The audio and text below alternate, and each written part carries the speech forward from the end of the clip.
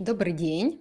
Я Анна Кучина, специалист по психологии личности человека. И сегодня у нас будет эфир об эмоциональном выгорании. Привет всем, кто присоединяется. Напишите, пожалуйста, как меня видно и слышно. Сегодняшняя тема – это эмоциональное выгорание, причины, как с этим работать, вообще какие есть варианты работы с эмоциональным выгоранием. И так как я специалист именно по структуре личности человека, по тому, насколько люди между собой разнятся, мы сегодня затронем тему разности различных темпераментов и о том, что каждый социотип, каждый вид темперамента, он выгорает по-своему. Соответственно, есть различные признаки. То есть мы не все одинаковые, само выгорание эмоциональное происходит по-разному.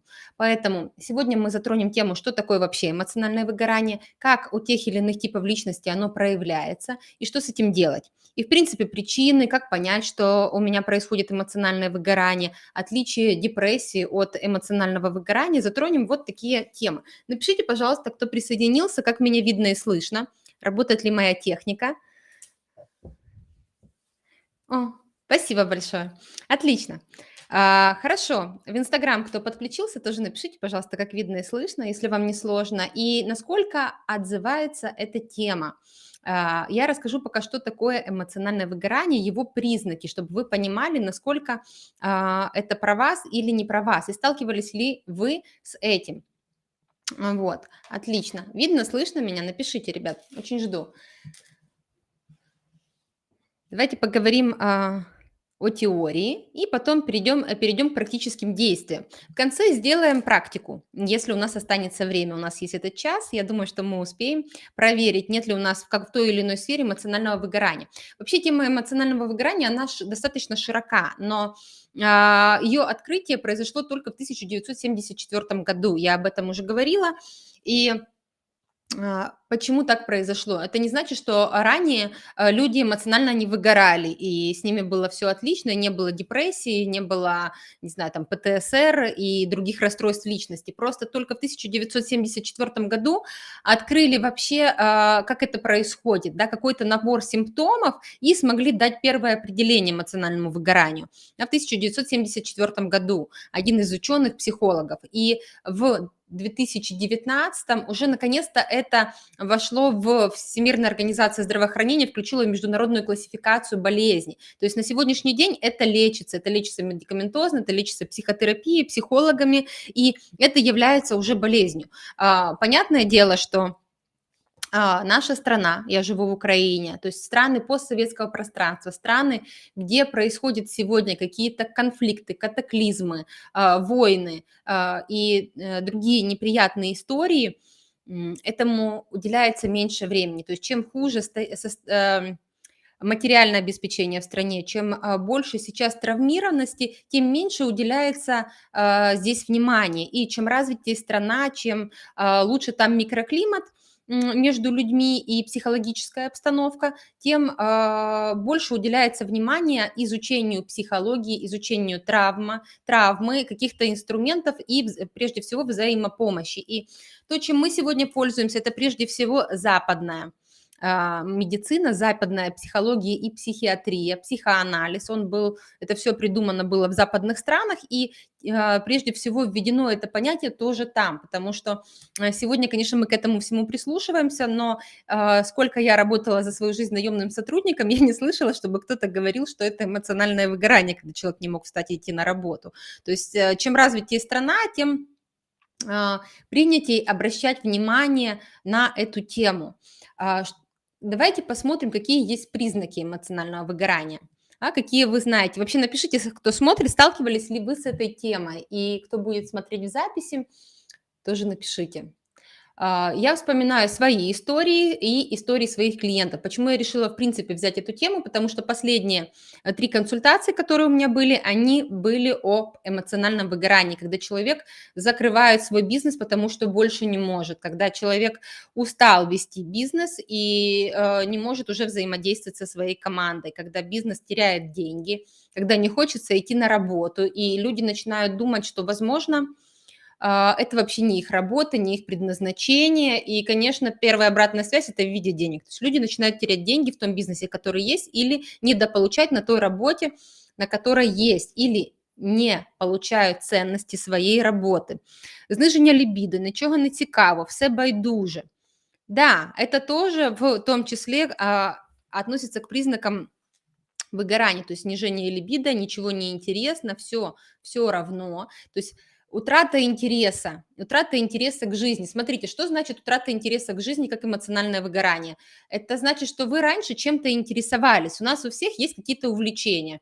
Например, мой муж интересуется боксом. Например, я интересуюсь какими-то единоборствами. Я люблю рисовать, я интересуюсь все время какими-то новыми психологическими течениями, инструментами для работы и соционикой. Да, это мое большое увлечение сегодня будет о различии социотипов в эмоциональном выгорании. Так вот, когда я перестаю этим интересоваться, если я каждый день читаю что-то про соционику и с удовольствием типирую знаменитостей или какие-то героев из фильмов или из книг, то есть я в какой-то момент перестаю это делать, я перестаю интересоваться тем, чем я привыкла, чем я живу последние 10 лет, например. И это вот такой звоночек, да, что сегодня с тобой что-то не так, то есть я уже не могу, то есть, этим интересоваться. Например, вы раньше любили котиков, теперь вы не обращаете на них внимания, или любили собачек, и с собачками гулять, теперь вы не можете гулять со своей любимой собакой. То есть что-то привычное, что всегда украшало вашу жизнь, вам стало неинтересно. Вот как проявляется вот это, когда все равно, когда ничего не интересно. Это значит, привычные вещи, которые вы интересовались, перестали быть вам интересны. На самом деле, вот вы можете написать какие-то фишки, чем вы любите увлекаться. Кто-то увлекается, на самом деле, может быть, как я в том числе. Я смотрю каких-то сексологов, на них подписаны, какие-то новые фишки, которые сегодня есть в теме секса. Мне это интересно. И, соответственно, выгорание происходит, когда ты перестаешь интересоваться вообще этой сферой. У кого-то интерес – это книги, что сегодня новое вышло. Кто-то гоняется за какими-то бестселлерами и перестает читать. Вот оно, признак первый эмоционального выгорания, такой звоночек. Да? Что может быть следующее? Как вы считаете? Будет здорово, если у нас будет обратная связь. Следующее, что у нас есть в эмоциональном выгорании, какой признак? Это что у вас пропадает полностью мотивация. Вот то, чему я посвящала последние несколько эфиров, это про мотивацию, когда вам уже неинтересно. Мотивации или нету совсем, или мотивация деструктивная, да, мотивация в минусе. Что такое деструктивная мотивация или мотивация в минусе? Мы рассматривали на прошлых эфирах. Я просто пару слов скажу, что это когда вы мотивируете себя не из плюса, да, не из того, что вы что-то сделаете, например, сейчас вот такую классную работу и получите за это хорошее вознаграждение, например, да, или то, что вы делаете, это украшает мир. Вот мы на прошлом эфире рассматривали мотивации Илона Маска в компании, почему он так мало платит своим специалистам, и при этом его компания номер один по людям, которые жаждут работать в его компаниях. Да, это невероятная мотивация. Ты, как человек, как специалист, можешь прикоснуться к великому, ты можешь как-то повлиять сегодня на целую планету. То есть проекты, которые там есть, они масштабные, и они влияют на человечество в целом. Это мотивация с эффектом вау, то есть это мотивация в плюсе. Что такое мотивация в минусе? Это когда я туда иду, например, чтобы не чувствовать одиночество. Я хожу на работу. Или я хожу на работу для того, чтобы, например, из страха не умереть с голоду, да, чтобы хотя бы какие-то деньги там зарабатывать. То есть из страха, из того, чтобы закрыть этой работой какую-то дырку, потому что мы, кстати, видели в наших проектах такой огромный бум во время первого локдауна, когда случился этот коронавирус и закрыли всех. И я думала, что звонки и консультации будут о деньгах, о том, что люди начали терять бизнеса, закрывать, и, возможно, им нечем платить за аренду, например, тот же ресторанный бизнес. И я думала, что будет об этом. На самом деле 99,9% консультаций было о том, что люди столкнулись с одиночеством, что кроме работы у них в жизни-то ничего больше и не сложилось. То есть они все время уходили от решения семейных конфликтов на работу, или, в принципе, у них нету семьи, и им не с кем общаться, или нету друзей. То есть люди столкнулись с одиночеством один на один и вынуждены были, да, кто привык, как я, сразу же решать эти вопросы, обращаться к терапевту. То есть запрос был на самом деле в этот локдаун не про деньги, как мне казалось, будет, вот, о деньгах. То же самое и здесь. То есть если у вас была мотивация в минусе ходить на эту работу, когда это на достаточно длительной дистанции, то на ней происходит такое вот эмоциональное выгорание, потому что дырка все равно не закрывается. То есть если есть чувство одиночества, все равно вы с ним будете сталкиваться на работе. То есть если есть какая-то дырка, например, которая называется «меня не принимают, я не принят», да, то тогда мы ходим на работу, и в коллективе нас не принимают, или какие-то члены коллектива нас не принимают. То есть те конфликты, которые есть неразрешенные у нас, мы все равно с ними сталкиваемся на работе. Оно никуда не девается. Просто нам кажется, что там это менее травматично для нас. Напишите, насколько вам отзывается, с чем вы сталкивались, и можем обсудить дальше. И хочу рассказать о разности темпераментов, которая происходит когда происходит эмоциональное выгорание, чтобы вы могли узнать, как это работает у вас. Напишите, кто-то знает свои социотипы, особенно кто смотрит меня на ютубе. Знаете ли вы, какой у вас социотип, чтобы мы могли рассмотреть более детально, как происходит выгорание у того или иного социотипа. Привет, кто присоединяется. У нас будет эмоциональное выгорание. Сейчас разных социотипов. Так, хочу закончить о признаках эмоционального выгорания. Это скука и одиночество. То есть когда мы испытываем постоянно вот эти эмоции. И приходя на работу, точно так мы там чувствуем себя какими-то одинокими, у нас нету какой-то красивой цели, красивой мотивации, это все входит в одно и то же. А, И сейчас мы рассмотрим различные типы темпераментов, исходя из типов личности. У меня на YouTube-канале есть 4 архетипа, вы, наверное, смотрели, которые относятся думающие социотипы, чувствующие, ощущающие и интуитивные. Они все по-разному выгорают. Как это было исследовано. То есть есть великолепный исследователь этой темы, которая не просто ввела этот термин эмоционального выгорания, которая рассматривала согласно социотипов и сделала такую психоаналитическую деятельность. Заметила, что различные социотипы выгорают по-разному. И вот как есть вот 4 архетипа у Юнга: думающий, интуитивный, ощущающий и чувствующий. Можете посмотреть отдельные ролики на Ютубе, если хотите. Я расскажу, как они выгорают. Вот кто-то знает, что есть Есенин лирик. Мгм. Хорошо, Лида, отлично. Вот, то есть как сенсорные типы? Сенсорные типы, они выгорают следующим образом. Так, Робеспьер, хорошо. Они выгорают следующим образом.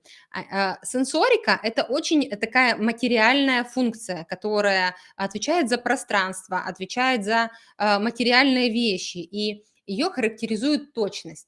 И вот, если мы видим эмоциональное выгорание у человека, который сенсорный, который ощущающий, и тогда мы понимаем, что этот человек перестает терять возможность обращать внимание на детали, он становится рассеянным.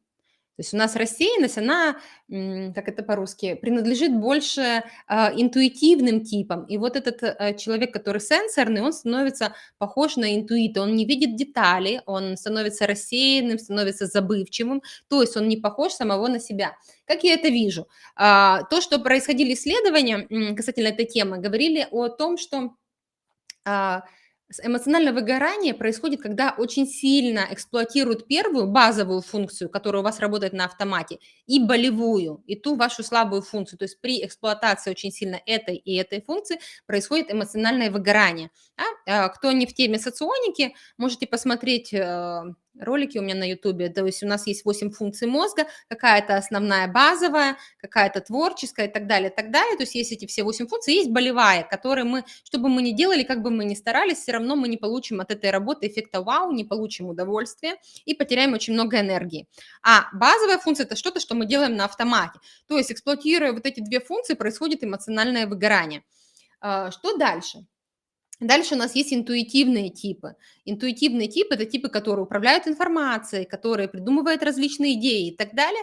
И когда происходит выгорание у интуитивных типов, что с ними происходит? Угадайте, вот кто у нас тут Робеспьер и у нас есть Есенин. Что происходит?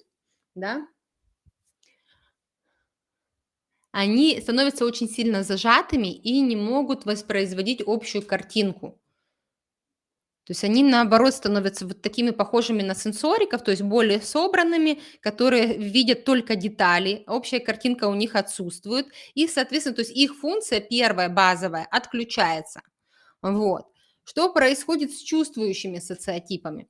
Чувствующие социотипы – это этики, да, это люди, которые про людей. И как у них происходит эмоциональное выгорание? То есть у них эмоциональное выгорание прежде всего происходит из-за того, что они работают с очень четкими какими-то объектами и при этом не могут уделять внимание потребностям людей. То есть это если они не могут задействовать, соответственно, свою природу, у них отключается эта чувствительность. Какие они становятся? Эти люди, у которых отключилась вот эта чувствительность, они становятся нечувствительные, они становятся злые, они становятся, как это по-русски, байдужимы, да, вот по-украински. То есть они становятся а, они не думают о потребностях людей. То есть им все равно на людей становится, хотя на самом деле этики очень включенные в людей.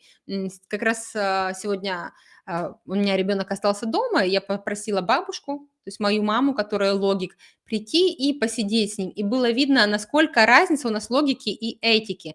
Да, то есть она прошла, проверила, что с ребенком все в порядке, и дальше занималась различными процессами. И как делаю я? То есть у меня заточка на человека. Если я пришла к этому человеку, я никаких процессов делать не могу. Все, что меня интересует, это потребность этого человека. Да, и у меня отец этика, мама логики. Я вспоминаю, когда я маленькая болела, то есть мама закрывала все потребности вот такие, связанные с процессами. То есть там покупка, продажа, покупка лекарства, если что-то надо, какие-то вот такой функционал, который предполагает логические мышления и сенсорику, да, вот такая забота у нее была. То есть отец все время был просто в меня очень сильно включен во все мои потребности. Да, Штирлиц. Вот у меня мама как раз Штирлиц. То есть она пришла, посмотрела, что с ребенком все в порядке, и начала загружать стирку, складывать посуду, то есть закрывать какие-то вопросы, быстро-быстро-быстро делать очень много действий. Да, при этом просканировав ребенка, что с ним все в порядке, особая помощь не нужна. Что делает этик? Этик, когда приходит заботиться, он включен в этого человека и больше ни в кого другого. То есть там посуда, стирка становятся второстепенными для него. И вот когда этот этик, он не может быть включен в людей, когда он не может выяснять их потребности, у него происходит на работе эмоциональное выгорание. Понимаете? А у логиков, вот мы сейчас дойдем до логиков, до Штирлицев, как у них происходит эмоциональное выгорание? У них эмоциональное выгорание, когда, то есть как это проявляется, когда они теряют вот эти причинно-следственные связи, когда у них пропадает возможность аналитически мыслить. То есть, по сути, у них отключается первая функция. Да, они не могут мыслить, они начинают нервничать, начинают требовать работу здесь и сейчас и так далее. Сейчас мы пройдемся по каждому из социотипов. Вот, то есть у них отключается эта первая функция, потому что эмоциональное выгорание оно и отключает именно такую вот базовую природу, базовую естественную потребность. Вот. И каким образом это происходит? Потому что человек не может делать те процессы, к которым он привык. Да? Он начинает делать еще что-то по своей болевой функции. Например, Штирлиц будет что-то сейчас придумывать. Вот. Достаточно сложно это для него. Друзья, дайте мне какую-то обратную связь. Кто тут есть? Так, Штирлиц, Есенин и Робеспьер. Отлично. Потому что я говорю, откликается вам, дайте мне знать, я пока посмотрю, что у нас еще. Дальше мы пойдем по всем социотипам, но рассмотрим еще некоторые дихотомии, то есть как происходит эмоциональное выгорание у интровертов и экстравертов. Здесь уже несложно догадаться, потому что экстраверты, у них происходит эмоциональное выгорание, когда они не могут общаться с внешним миром, когда они изолированы, да, то есть айтишники, экстраверты, им сложно сидеть вот дома целыми днями, им нужно коммуницировать, и им нужно все время говорить свои мысли вслух. Что они будут делать? Им нужно бубнеть, разговаривать, то есть всячески проявляться наружу, как это делает экстраверсия. Поэтому, когда мне говорят, что сегодня, там, например, экстраверт Штирлиц будет дома сидеть целый день за компьютером и там заниматься СММ или что-то другое, то есть я говорю, что достаточно быстро произойдет, то есть быстро это наскучит. Да, в лучшем случае. В худшем случае произойдет эмоциональное выгорание, потом депрессия. Потому что экстраверту надо все время взаимодействовать с окружающим миром. Нужно куда-то поехать, куда-то сходить, что-то сделать, с кем-то пообщаться. То есть очень много действий для экстраверта, и это будет хорошо. Он чувствует, зачем он здесь родился, он чувствует свое применение. То есть посадить его в четырех стенах – это просто как бы обесценить его природу. И что происходит с интровертом? Как он теряется, как он эмоционально выгорает, когда у него слишком много этого общения, когда он слишком работает в слишком большой компании, например, где происходит очень много общения. Как это выглядит? Вы знаете, когда я устраивалась на работу, еще будучи юристом, самое страшное для меня было это работать в компании open space. То есть я себе представляла, что сидит там 30-40 человек в одном кабинете, все друг на друга смотрят. То есть для меня, как для интроверта, это было просто страх и ужас, жуть жутчайшая. Если я видела такой офис, я не шла на собеседование. Мне было, ну, внутри, вот я не хотела взаимодействовать с таким огромным количеством людей одновременно, а ты не можешь с ними не взаимодействовать, если ты сидишь вот в таком огромном помещении и вынужден все время друг другу что-то передать, отдать, с кем-то переговорить и так далее. То есть интроверты, они прекрасно работают в каких-то небольших, не просто небольших компаниях, а небольших командах, да, когда мы можем уединиться. Для интроверта очень важно немножко побыть одному. И это касается и мужчины, и женщины. Так, спасибо, Анечка. Так и есть. Один в один логики это тяжело, если ты сенсорный. Так, а что тут тяжелого, если твое... Что тяжелого в логике, если ты сенсорный? Вот не поняла ваш комментарий. Если можете, Лен, напишите еще пару слов по этому поводу. Потому что все социотипы идеальны. Все, что у вас заложено природой, это идеально. И оно работает великолепно, если вы задействуете свои сильные стороны. Если вы задействуете не только, например, как мы видим, эмоциональное выгорание происходит на базовом, а и творческой. Когда у меня вот первые эфиры, когда я начала еще вести, когда я начала вот эту вот свою карьеру тренерскую, первое, что я рассказывала, вот, наверное, если сможете, найдете этот эфир, то есть там больше всего энергии в этой творческой, потому что это что-то, где вы, ну, для вас это творчество, для вас это не работа, а что-то очень интересное. И когда вы начинаете этим заниматься, у вас выделяется большое количество энергии, вам хочется это делать автоматически. То есть вы и так это все делаете, и, соответственно, здесь никогда не произойдет эмоционального выгорания. А кто тут что мне пишет? Напишите ваши социотипы, если вы знаете, или хотя бы по вот этим 4: думающий, ощущающий, чувствующий, интуитивный. То есть это самое простое, что нужно о себе знать, чтобы понимать, какой способ работы вам больше всего подходит, да, где вам лучше всего быть занятым и так далее, и как, соответственно, у вас происходит эмоциональное выгорание. Вот. То есть мы рассмотрели интроверты, они выгорают в больших группах, они не могут взаимодействовать с огромным количеством людей, им это сложно. Как это выглядит? То есть это не значит, что если я сегодня поработала, например, на тренинге 30, 40, 50 человек или выступила на фестивале там на 500 человек, как у нас было, что я сразу эмоционально выгорела. Ни в коем случае. То есть когда это разовая акция, когда это не на большую дистанцию, тогда мне окей. Да, тогда это очень интересно, тогда я нахожусь в стрессе. Стресс не равно эмоциональное выгорание. Мы все на работе в той или иной мере, в том или ином проекте находились в стрессе. То есть я нахожусь в стрессе, но я смогу радоваться этим результатам. То есть я провела мастер-класс для там, аудитории в 500 человек, и я кайфанула. Это было один раз. Но если я начну проводить на такую огромную аудиторию, еще и вживую, каждый день, тогда мне будет сложновато, как интроверту, например. Да, понимаете? Я втомлююсь навіть від концертів, де багато людей. Інтроверт. Да, но если это один раз, тогда можно еще получить от этого удовольствие. Если ты интроверт и у тебя это каждый день, огромное количество, тогда это сложновато, тогда нужно учиться иметь какие-то механизмы. Хочется, чтобы логики понимали, что сенсорные чувствуют и действуют по-другому. Ну, самое можно сказать про логиков, что хочется, чтобы сенсорики понимали, там, что логики действуют по-другому и так далее. То есть это же не... То есть понимание себя, оно возможно, если вы понимаете еще и других, то есть если вы понимаете разность. Помните, как в детстве, когда вы родились, вы же не знаете, у вас короткие или длинные пальцы, короткие или длинные ноги, у вас красивое лицо или не очень. Вы не знаете, вы эту оценку услышите от окружающего мира. Вы посмотрите на Лену, Свету и Петю, увидите, у кого-то ноги такие, у кого-то сякие, и поймете, что у вас вот такие, да, например. То есть вам об этом или скажут другие, или вы сможете посмотреть на остальных и решить, сделать какое-то умозаключение о себе. Точно так и здесь. Если вы понимаете, кто вы, интересно посмотреть, какие вообще другие люди. То есть получить какую-то хотя бы минимальную информацию. Да, может ли интроверт перейти в экстраверта? Нет, ни в коем случае. То есть мы можем, конечно, притворяться, и мало кто скажет о том, что я интроверт, но тем не менее это так.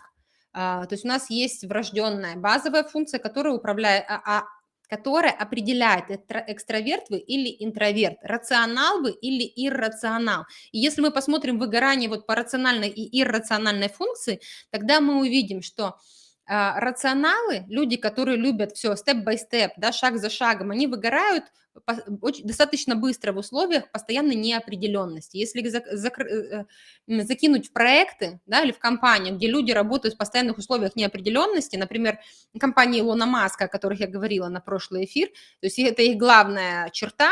Главное, когда берут человека, первое, что у него проверяют там специальными тестами, специальными интервью, чтобы он мог очень быстро взаимодействовать в условиях неопределенности. Для этого нужна только иррациональность, то есть быстрый ум, который очень гибко переключается в условиях стресса, да, может начать эту работу, закончить совершенно другую и так далее. А рационал, он любит более последовательно, то есть он идет на более длительную дистанцию, любит последовательно все делать. И если у него все время меняются показатели, например, коронавирус, например, мы быстро закрыли там все, или случился какой-то кризис, то есть рационалы очень быстро это выводит из себя. Вот где они впадают в какие-то негативные состояния, в ту же самую депрессию, если это длительный процесс, они впадают туда быстрее. И рационалы при любом кризисе быстро переключаются и научаются, например, зарабатывать деньги по-другому или жить по-другому. Они говорят: класс, ничего страшного, пойдем по другому пути. Для рационалов это стресс. И иррационалы, они наоборот получают эмоциональное выгорание, когда им все время нужно действовать в рамках абсолютно полной определенности, когда все предсказуемо, когда ничего не происходит, когда мы живем в чудесном обществе, где все регламентировано и где все постоянно. И тогда, конечно, могут быть какие-то эмоциональные выгорания, потому что происходит просто рутина для иррационала, он не может себя применить. Если мы возьмем того же, например, Жукова или Наполеона, который прекрасен в любой кризисный момент. То есть если происходит кризис, то лучший кризис-менеджер – это Жуков или Наполеон, который приходит, быстро все перестраивает и начинает, то есть доли секунды работать по-другому, да, который очень быстро ориентируется. И их дуалы, они тоже очень быстро переключаются. То если мы возьмем, например, того же Максима Горького или Драйзера, они переключаются очень медленно, и любая неопределенность их просто сбивает с ног, особенно Драйзера, потому что он еще и негативист. То есть он все время все пропало, шеф, все пропало. То есть любая неопределенность вводит его в ступор, негативное состояние сознания и так далее. А кого-то рутина убивает, а кому-то нормально. Так, отлично. Что я дальше хочу дать? Я дальше хочу пройтись по социотипам, буквально хотя бы по пару слов, как мы видим, что у них произошло эмоциональное выгорание. Я расскажу общую сейчас картинку. То есть, когда я изучала соционику, меня прямо так и учили, что тот или иной социотип в красивом состоянии, у него вот такие черты характера, в некрасивом состоянии у него другие черты. Красивое и некрасивое состояние, то есть красивое – это когда мы в радости, в любви, благодарности, понятное дело, когда мы в хорошем настроении, когда все случается само собой, мы можем проявлять все свои красивые стороны. Когда мы в некрасивом состоянии, что это значит? Это значит, когда мы в депрессии, в негативе в каком-то находимся, в злобе, там, в зависти и так далее, в других каких-то эмоциях мы проявляемся по-другому. И это один и тот же социотип. Например, мой любимый пример – это Жуков или Наполеон, ну, то есть волевой сенсорик, он в красивом состоянии, он защищающий, да, он такой большой, защищающий, очень щедрый человек, который закрывает обиженных, обеспечивает там детские дома и так далее. То есть вот такой красивый меценат, я не знаю, как это по-русски, то есть человек, который спонсирует слабых. Вот.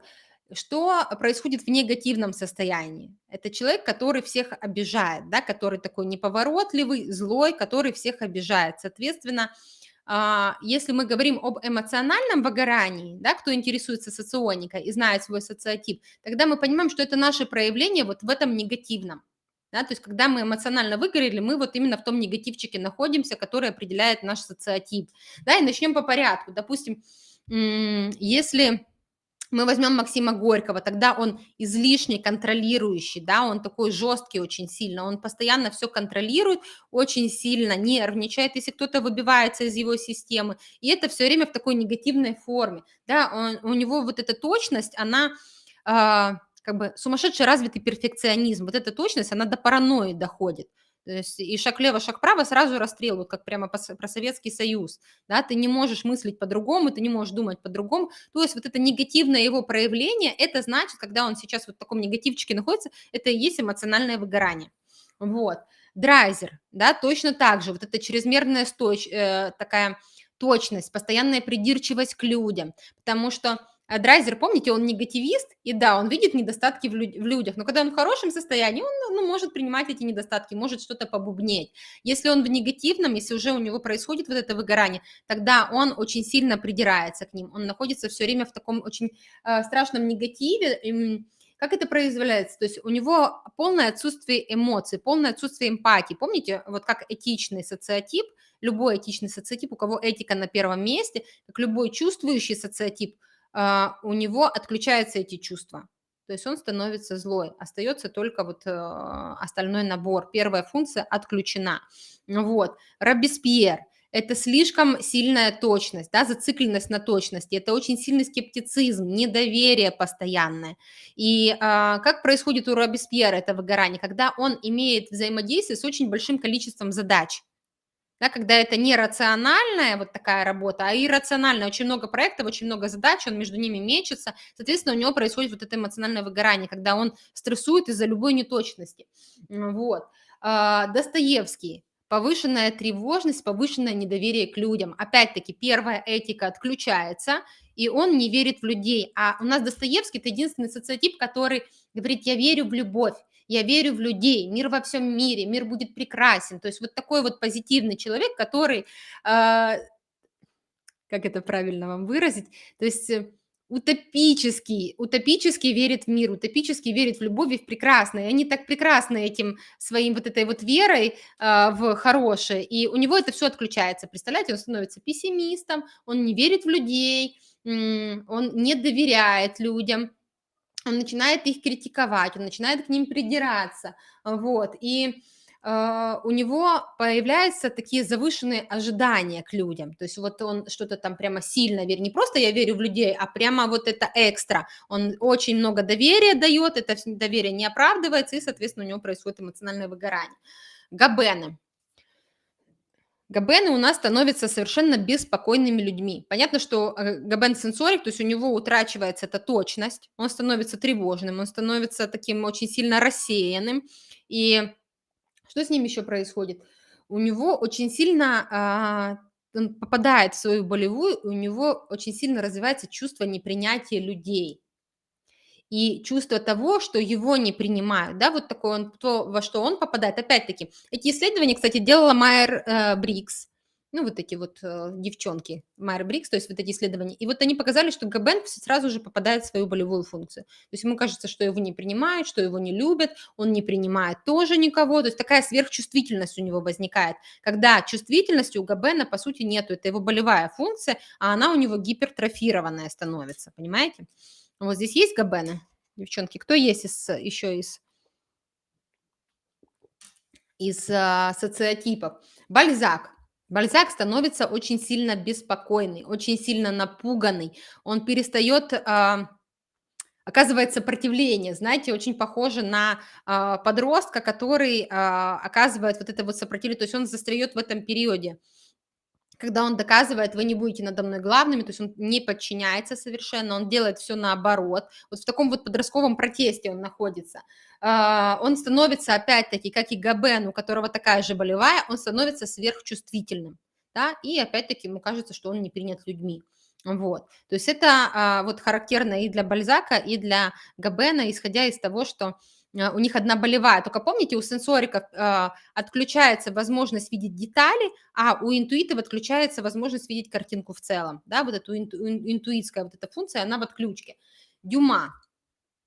Я видела дюм, у меня их много, я видела их в стрессе, и я видела их в эмоциональном выгорании. И подтверждаю, конечно, здесь абсолютно вот эти исследования Мары Брикс, что дюма, они начинают очень сильно ныть, очень сильно обижаться. То есть они попадают в очень негативные такие чувства нытиков, обидчивых людей, очень тревожных и очень сильных скептиков. То есть, и, конечно же, первое, что они поддают скептицизму, это других людей. Вот. То есть они обижаются на мир, на других людей и всячески это показывают, вот, всячески поднывают. И вы знаете, может быть, это не удивительно, но у Есенина точно такое же проявление. То есть мы в негативном состоянии начинаем ныть. И вот эти стереотипы о том, что Есенины поднывают, что они нытики, они настолько же правды, как и про Дюму, когда мы находимся в негативном состоянии. Я раньше с этим все время боролась, я говорила, я не нытик, вот я никогда не жалуюсь, то есть мне всегда все, ну, не нравится, переделай и так далее. Но если все-таки в негативном состоянии, если мы куда-то застряли, вот я такой бедняжка, все меня обидели, там никто не хочет со мной дружить и так далее, вот, и у Есенина еще проявляется мелочность. Он прямо по каждому мелочи у него есть претензии. А здесь ты мне не то, а здесь ты мне не сё. То есть вот такая вот сильная мелочность, скрупулезная, да, и он, конечно, готов с этим всем бороться, потому что бета, она во веки веков ценности никуда не деть. Вот. Он очень критичный, очень придирчивый становится и очень мелочный Есенин, если он в вот этом эмоциональном выгорании, очень сильно импульсивный, да, то есть эмоции полностью захватывают его. Вот, Жуков. Я на самом начале сказала, что в некрасивом состоянии он становится слишком агрессивный, гиперагрессивный, то есть он становится злой, и он становится беспокойный. И интересно тоже для меня, что объединяет это и Наполеона, и Жукова, он начинает кричать «катастрофа, мы все умрем». Для меня это, кстати, было открытие. Я не знаю, если среди слушателей есть Жуков и Наполеон, напишите, так ли это, что при эмоциональном выгорании у вас катастрофа, то есть очень сильный пессимизм. Даже у позитивиста Наполеона точно так же очень сильный пессимизм включается при эмоциональном выгорании. Да, Наполеон становится вообще ненадежный, на него в этот момент совершенно нельзя положиться. Он говорит одно, делает другое, совершенно неуправляемый сам собой даже человек, то есть совершенно и очень обидчивый еще. Да? Жесткий становится и тот, и другой, потому что волевая сенсорика, но Наполеон становится еще как этик очень сильно обидчивый, нечувствительный к другим людям и так далее, и так далее. Вот. Дон Кихот. Дон Кихот. Он вылетает в космос совершенно, потому что Дон Кихот, он придумывает различные идеи, и при эмоциональном выгорании у него или вообще отключается возможность мечтать и думать, или, что бывает чаще, его мечты настолько нереалистичны, то есть он настолько отходит от реальности и вот впадает в какую-то прострацию. Плюс очень сильное у него падение вот этих чувств. У меня есть приятель Дон Кихот, ему даже определенное расстройство типа личности диагностировали, но это в том числе связано с его социотипом. То есть он впадает или в очень сильные эмоции высокие, начинает требовать от всех ответов, начинает очень сильно взаимодействовать, начинает быть такой напористый, на подъеме, потом очень сильно впадает, вот становится тихий, депрессивный. То есть и вот такие все время перепады настроения. Это эмоциональное выгорание Дон Кихотов. Что у нас дальше? У нас дальше Гексли. Точно такое же перепады очень сильные у него. И Гексли становится гиперрассеянный. То есть он вообще ничего не помнит, никого не знает, все время все забывает. Вот. И Гексли притихает. Гексли обычно очень такие у нас активные, болтуны, с них невозможно переговорить, и это очень приятно, это у них творческая функция, этика, и они очень умеют хорошо взаимодействовать с людьми, они притихают, перестают общаться с людьми, у них отключается очень вот эта вот чувствительность к людям, да, они затихают. Штирлицы, эмоциональное выгорание штирлицев. Из тех консультаций, что есть у меня, ко мне штирлицы по эмоциональному выгоранию приходят чаще всего. Если бы я делала какие-то исследования, я бы могла сказать, что штирлицы подлежат больше всех эмоциональному выгоранию. Но не знаю, насколько это так, это мое личное наблюдение. Пока что я не претендую на исследователя. Я хочу объяснить, как я это вижу. То есть понятно, что у них на первой функции находится деловая логика. То есть они всегда действуют. Для них лучше любое действие, чем бездействие. Они все время находятся в активном режиме, в активной фазе. И при этом болевая функция у них время. То есть времени никогда нет, времени никогда нет. И времени нету ни на сон, они когда увлекаются своими проектами, они забывают спать, они забывают заботиться о себе, они очень чувствительны телесно. Если Джек Лондон, у которого такая же первая функция, но у которого есть интуиция времени и отключена сенсорика, он может протянуть на более длительную дистанцию, потому что он все-таки интуит, он может быть большее время, для него еда – это не ценность и так далее. То сенсорик без еды, без сна, без заботы о своем теле не может такую длительную дистанцию быть, у него быстрее происходит эмоциональное выгорание. Они забывают ездить в отпуск, они забывают выходить, проводить время с семьей, то есть они, когда увлекаются этими проектами, они очень работоспособные люди. И, конечно, многие компании, кто применяет у себя MBTI или соционику, они хотят заполучить Штирлицев. Они умеют улучшить, они умеют хорошо работать, доводить дела до конца, и они супер трудоспособны. Это их плюс и, как видите, минус одновременно. Что происходит со Штирлицами? Во-первых, они становятся очень агрессивные. Штирлицы, они жесткие, но они любят людей. Да, у них эта любовь к людям отключается сразу. То есть они становятся жесткие, они становятся агрессивные, они становятся требовательные, они становятся придирчивые. Они все время всех поучают, когда у них происходит вот это эмоциональное выгорание. И из своей практики я могу сказать, что когда Штирлиц выспится, это совершенно другой Штирлиц. Вот, то есть им нужно время на сон, на заботу с собой. Джек. Джеки тоже становятся более агрессивные, вот, и у них включается вот такая фишка. Опять-таки, по исследованиям Майер Брик, что им надо делать дело здесь и сейчас, и прямо срочно. Вот именно сейчас я должен сделать, иначе, не знаю, камни с неба упадут, да, и кто-то умрет. То есть у них включается вот такое вот заточка на дело очень сильная. И понятное дело, что они тоже забывают о своем теле, об отдыхе, о сне и так далее. Гюго. Что происходит с Гюго? Гюго становится обидчивый и придирчивый к людям. Да, все ему не так, и все ему не те. И у него как будто бы сверхожидание к людям, которые не это все сверхожидание к людям, которые, понятное дело, не подтверждаются, и у него происходит вот такой эмоциональный затык в этом месте. То есть он или отключает эту чувствительность, или начинает очень сильно это все обсусоливать, что эти люди плохие, они поступили не так, они глупые, и особенно если это близкая какая-то дистанция, например, бывшие мужья, или теперешние любовники и так далее, то очень при эмоциональном выгорании, если это партнеры, сотрудники и так далее, у них повышается придирчивость и очень сильно вырастает обида, что люди что-то не делают, чего бы им хотелось. У нас остался еще последний социотип, это Гамлет, и у нас сегодня об эмоциональном выгорании Гамлета. Дальше привет, Ирочка, при тебя уже было, напишу тебе. Гамлет. Как выгорает Гамлет? Понятное дело, что у него выключается, например, эта чувствительность. И что у него происходит? Он необычный для меня социотип, он закручивается внутрь. То есть у него происходит как будто бы аутоагрессия. У него повышается очень сильная придирчивость к себе. Вот это фишка Гамлетов. То есть у них очень сильная самокритичность, импульсивность действий совершенно нелогичная. Вот. И они становятся несправедливые, упрямые и злые. Ну, вот такая у них характеристика, когда у них происходит эмоциональное выгорание. То есть они становятся несправедливо, раздают всем и вся, вот, то есть под их горячую руку страшно кому-либо попасть. Вот так происходит. Друзья, напишите, нашли ли вы себя, насколько вам откликнулось по поводу ваших социотипов или ваших друзей, вот, чтобы у нас был с вами какой-то диалог.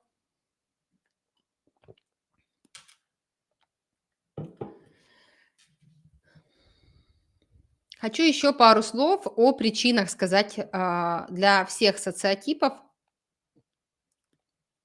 эмоционального выгорания. Первое, как вы поняли из этих 40 минут, это когда ты очень сильно эксплуатируешь свою сильную и свою слабую сторону, и когда ты не пригодился там, где ты есть.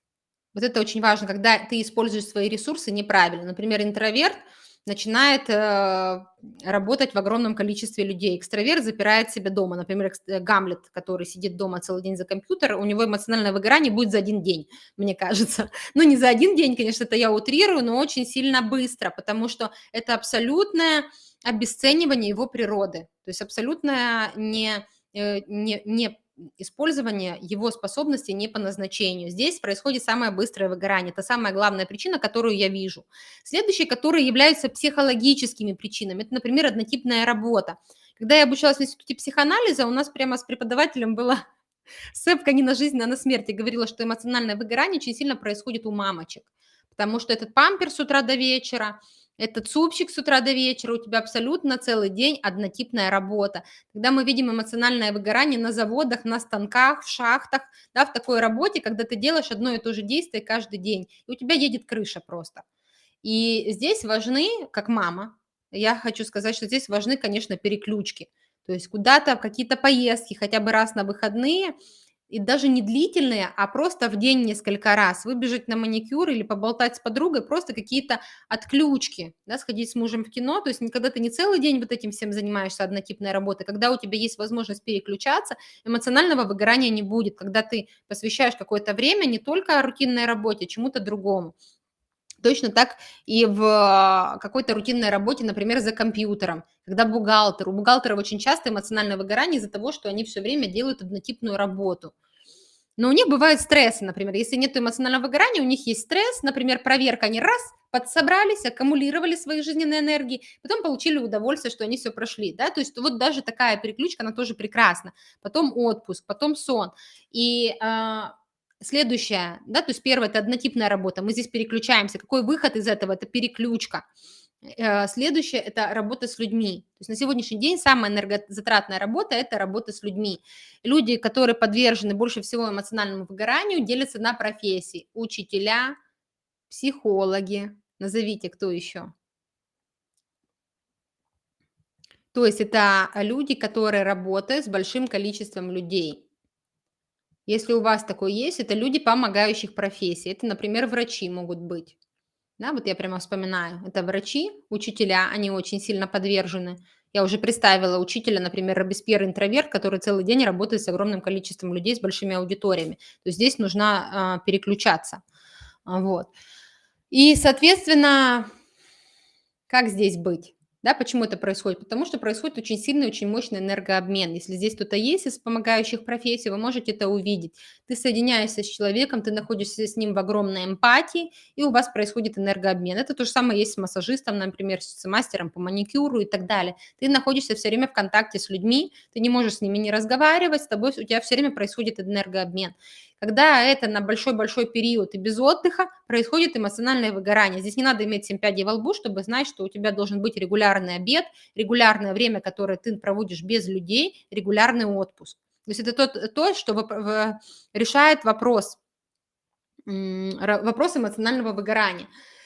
Следующая причина – это непризнание труда. Это когда вас не признают в вашей компании, ваш труд не оценен. Мы все хотим получать прежде всего эмоциональную поддержку, что мы классные на той работе, на которой мы есть. То есть когда мне пишут отзыв клиент, что у меня там что-то пошло по-другому, что я справился с такими-такими ситуациями, это я не тешу свое эго, да, я там не прошу но когда это происходит от вас, когда вы присылаете мне эти сообщения, у меня получается вдохновение, то есть эмоциональное выгорание мое сводится к нулю, потому что я получаю поддержку от мира, что там, где я есть, я сегодня пригодилась. То есть с людьми происходит что-то прекрасное после работы со мной, что когда я человека протипировала, он пришел к себе настоящему, и свои качества, которые он думал, что они ужасны, они вообще на самом деле сверхспособности. О них все только мечтают, а есть только у тебя. То есть вот это, например, вчера у меня был Максим Горький на консультации на типировании, и вот эта ее жесткость, системность, это все время ставилось ей в минус. На самом деле это ее природа, это ее большой плюс, и она не была бы тем, кем она есть, если бы у нее не было этих качеств, которые даны ей от природы. То есть их не надо никак развивать, они уже есть у нее. Вот. Когда я получаю позитивные отзывы, когда вы получаете позитивные отзывы от своей работы, да, мастер маникюра, когда ты ему присылаешь и говоришь, этот маникюр – это лучшее, что у меня было, я не могу насмотреться на свои руки. И мастер маникюра понимает, что то, что он делает, это прекрасно, можно открыть свою школу. Да, когда там запускаешь какую-то, если ты рекламщик, и какие-то хорошие товары благодаря твоей рекламе начали продаваться больше, ты получаешь обратную связь от своего заказчика, что твои товары продаются, бизнес пошел, спасибо, вы классный специалист, у тебя тоже появляется вдохновение. То есть не надо иметь 7 пядей во лбу, чтобы понимать, что доброе слово, оно иногда дороже денег. Вот, да, отзывы дают много энергии, да, потому что если у тебя есть негативные отзывы о твоей работе, если у тебя не получается, скорее всего, ты находишься или не в том месте, или когда раньше было хорошо, давайте рассмотрим следующее. Когда у тебя всегда было хорошо, а потом вдруг стало плохо. Это первый признак эмоционального выгорания, потому что потеря квалификации, потеря интереса к работе или ухудшение продуктивности. Раньше, например, я могла работать с 8 клиентами, а теперь могу только с 3. Да, то есть ухудшение, больше не могу. Это не просто звоночек, это колокол, который говорит эмоциональное выгорание, тебе нужно тебе нужно отдохнуть. Как я вообще понимаю эмоциональное выгорание? Это для меня лично понимание, что у меня сейчас внутри пусто. То есть людям мне дать нечего.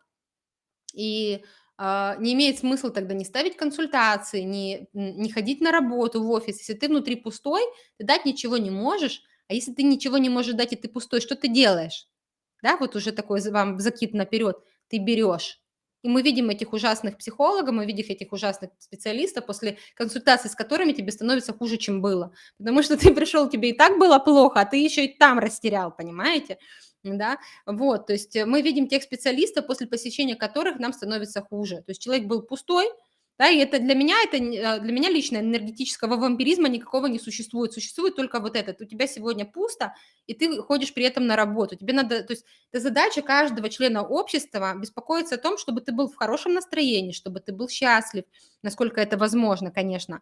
Вот, чтобы с тобой внутри все было в порядке. Это твоя личная задача, ты не имеешь права идти на работу или брать клиентов, если у тебя внутри сегодня там, ну, что-то не в порядке с самим собой. То есть никаких эфиров мы тогда не проводим. Мы не работаем с клиентами, если нам сейчас плохо, мы идем на супервизию, мы идем и с этим что-то делаем. Вот, то есть так делают все порядочные специалисты.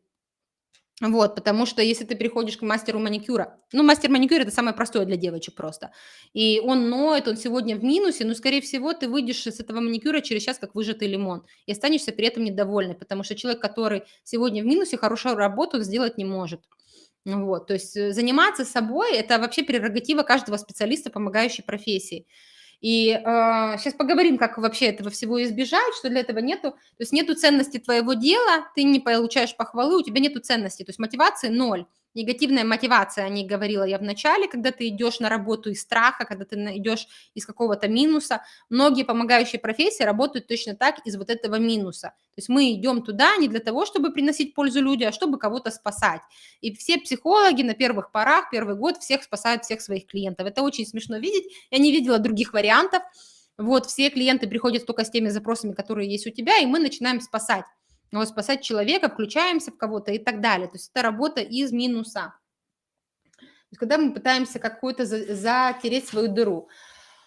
Что я хочу дальше сказать, что как проявляется в жизни, как вы можете увидеть или получить обратную связь, что с вами сегодня все не в порядке. Это когда вы становитесь хамовитыми, когда вы становитесь нечувствительными. Понятно, что когда протеряется интерес к жизни, вы чувствуете себя несчастным, вы уже начинаете что-то с этим делать.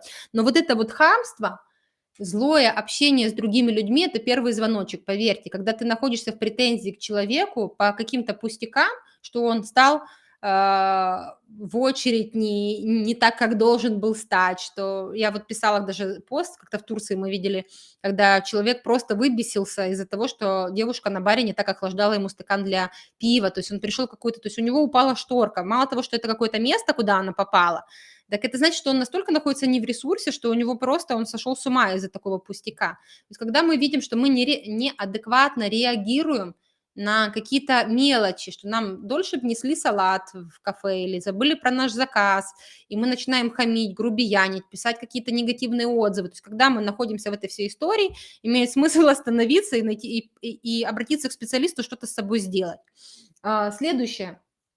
Что мы можем делать? Как помогает, в принципе, как нужно наладить свою жизнь, насколько это, конечно, возможно. Я когда читала эти все отзывы, как надо наладить свою жизнь, исследования психологов известных, которые занимаются темой эмоционального выгорания, хочу вам просто объяснить пару слов, что такое психология, да, насколько какая это наука. С появлением МРТ и различных механизмов, которые позволяют нам диагностировать наш мозг, что происходит с мозгом в той или иной, когда мы попадаем в ту или иную ситуацию, делать какие-то крутые исследования, это происходит уже, тогда начинается наука. Понимаете, тогда уже психология к этому приближается. И есть отдельные специалисты, которые занимаются, посвящают всю свою жизнь, например, ПТСР, посттравматичному синдрому. И специалисты, которые посвящают всю свою жизнь депрессии. А есть специалисты, которые посвящают всю свою жизнь эмоциональному выгоранию, которые рассматривают этот термин и елозят его много десятков лет, посвящая всю свою жизнь и занимаясь только этим, понимаете? То есть что такое вот психология? И что они рекомендуют? Для меня это я потом прокомментирую их рекомендации. То есть первое, номер один во все времена – это сон. Вы не представляете, что происходит с человеком, у которого нарушен сон. То есть вот такая обычная естественная потребность, она влияет на всю жизнь, на все абсолютно сферы жизни. То есть иногда мы не понимаем важности даже и не оцениваем, насколько круто, что мы можем спать, потому что как только нарушается сон, вся жизнь идет в трубу просто. То есть у нас нет нормальных отношений, у нас нет нормальной работы, ничего, потому что мы не можем спать, нарушено вот это основное. Сон дает огромное количество энергии, чтобы быть в ресурсе, чтобы работать. Поэтому первое, если вы за собой заметили, например, хамство или неадекват, идите проспитесь. Это первое, что рекомендуют специалисты, которые посвятили много жизни, много лет изучению эмоционального выгорания. Как бы смешно это ни звучало. И если у вас проспаться не получается, если вы не устали, но при этом не можете уснуть, вот здесь вам нужен специалист. Понимаете, вот здесь уже нужно какое-то вмешательство, какой-то психолог или психотерапевт и так далее. И, возможно, даже медикаментозные какие-то вещи на первых порах помогают. Вот, например, там пропить какие-то гормональные, еще что-то. Но опять-таки это вас должны диагностировать, это нельзя делать самостоятельно. Второе, что они рекомендуют, это еда. Я потом подсуммирую вот эти рекомендации, то есть еда. Еда дает, это бензин, мы все знаем, что чем мы заправляем нашу машину, так она и едет, точно так и здесь. То есть если мы на длительной дистанции забываем правильно питаться, забываем правильно кушать, едим что-то не то, что хотелось бы, что нужно для нашего организма, он дает сбой. Как я это вижу, я хочу объяснить. То есть есть различные социотипы. Кому-то важно питаться, кому-то не важно. То есть это все очень сильно индивидуально. И какая правильная еда, это индивидуально для каждого из нас. Для кого-то правильная еда – это пирожки и борщ, для кого-то правильная еда – это например, совершенно никакого мяса и только веганские какие-то продукты. То есть у каждого из нас это своя тема. Что они подсуммируют и что я хочу добавить в свои комментарии? То есть в тот момент, когда у нас происходит эмоциональное выгорание, крайне важно отнестись к себе как к маленькому ребеночку, как маленькому малышу. И вот сейчас, например, заболел мой ребенок, и я вижу, как это происходит. То есть ты всячески заботишься о его теле, подкладываешь ему подушечку, меряешь градусничек, кормишь его супчиками или тем там лекарствами. То есть ты все время находишься в заботе о теле. И это то, что нужно делать по отношению к себе, как только ты устал. Но этот навык, он отдельный. Это тема тренингов, мастер-классов любви к себе. Кто был у меня, кто не был, можете купить, видеозаписи есть. То есть этот навык, он есть, если с вами так родители обращались. Вот когда я болела, мой отец тотально, он бросал работу, он приходил с огромными пакетами какой-то вкусной еды и отдельным огромным пакетом лекарств, он еще и врач по образованию, и он прямо неделю с меня не сходил, то есть он всячески мне что-то постоянно готовил, варил, давал, почивал. То есть эта забота проявлялась 24 часа в сутки очень сильная. И у меня есть этот навык точно так же заботиться о себе и потом, конечно, о своем ребенке. Но у многих из нас этого просто не было. Для многих из нас забота это была: ты типа жив-здоров, поел, не пропадешь там, или еще как-то, или в каком-то вообще негативной форме. И мы просто не понимаем, что такое любовь к себе, что такое забота к себе. И тогда а, хочется сказать, конечно, что можно хотя бы начать с просмотра каких-то мастер-классов. Потому что если нету вот этого навыка, уметь остановиться, уметь позаботиться о себе, почувствовать свое тело, что оно устало, вот надо начинать с него. То есть это вот и есть причина всех эмоциональных выгораний. Следующее, о чем они говорят, это регламент. Это то, что ты можешь иметь свое расписание по работе, куда ты точно так же вклиниваешь в обязательном порядке свой обед правильный и свой отдых или проведение там общего времени с партнерами и так далее. Вот. То есть это необходимость. Вот эти Google календари – это просто необходимость нашего времени. И те Google календари, которые я видела у суперзанятых людей, там в расписании стоит обед, там в расписании стоит зарядка. У меня в расписании тоже стоит тренировки мои и какие-то приемы пищи. То есть это между консультациями. Это есть основа, когда у тебя есть распорядок. Распорядок дает психике.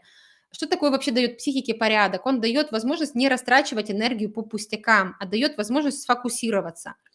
Когда происходит хаос и дел очень много, возникает тревожность, возникает непонимание, когда это все решится, за что дело браться и так далее. Когда у нас есть план действий, когда есть распорядок дня и все спланировано, мы сразу фокусируемся, уходит тревога, уходят негативные эмоции, у нас становится ясность, понимание, и мы прямо такую направленность, вектор даем и нашему сознанию, нашему подсознанию, и нашей энергии, да, куда это все направить. То есть без вот этого расписания достаточно сложно двигаться, без блокнотиков, без Google календарей.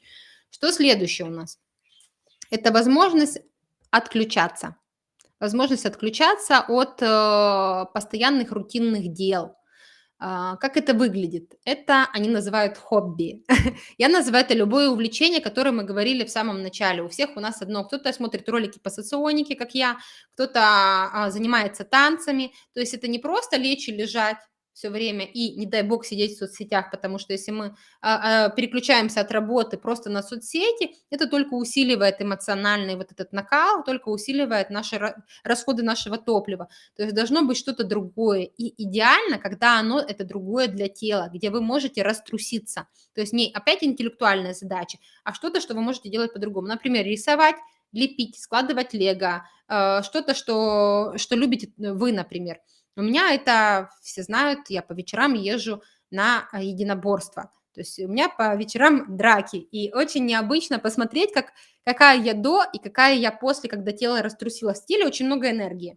Да, если мы его раструшиваем, выделяются гормоны, выделяется дофамин, у нас становится энергии больше, ну и так далее. У нас совершенно другое состояние сознания. И вот я еду на тренировку, и я могу кого-то там подтолкнуть, могу поддать газу. То есть я еду достаточно агрессивно. Когда я еду обратно с тренировки, я еду в чудесном состоянии, всех пропускаю, меня все пропускают. То есть это надо видеть, что это совершенно два разных человека. Кто раструсился 2 часа, поработал в классном коллективе с хорошими людьми, и кто, ну, вот так и остался. То есть никогда я без тренировок, я вообще просто совершенно другой человек. И хорошо, когда есть у человека какие-то увлечения. Вот эти увлечения, они являются переключкой от рутины, они являются местом, где вы отдыхаете, даже если вы там, как я, занимаетесь тяжелым видом спорта. Вот. Наш эфир подходит к концу. Ребята, дайте мне, пожалуйста, кто смотрел, обратную связь, как вам эфир, что для вас было нового, важного. И мы будем прощаться до следующего эфира, до следующего вторника. Каждый вторник в 12:00 у меня происходят эфиры. Напишите, пожалуйста, обратную связь по эфиру. Буду вам очень благодарна. Как вы уже поняли, это помогает от эмоционального выгорания. Ну и понятно, что помогает вам понимать, зачем вы здесь вообще находились. Вот. Больше хочу вам вот что еще, какую информацию дать, что если вы хотите больше узнать о социотипах, о том, кто вы есть, вот я рассказывала о 4 различных вариантов архетипов, как у вас устроен мозг, исходя из этого у вас происходит свое выгорание. Если вам интересно в это углубиться больше, у меня на страничках, на линках есть, в линке есть возможность составить заявку, и вам придет мастер-класс совершенно бесплатно, который раньше был сильно дорого, по предназначению, где я 4 часа рассказываю о каждом из аспектов. Да, кто такие сенсорные типы, кто такие логические, как это все взаимодействует между собой, какое предназначение этого человека. Конечно, когда вы нашли предназначение, эмоциональному выгоранию пришел конец. Вот, можете скачать этот мастер-класс или напишите мне в личку, я вам вышлю, то есть нет проблем. Пишите в личку, я вам вышлю, если вам будет интересно. Так, спасибо, спасибо. Хорошо, тогда прощаемся. Всего доброго вам. До свидания.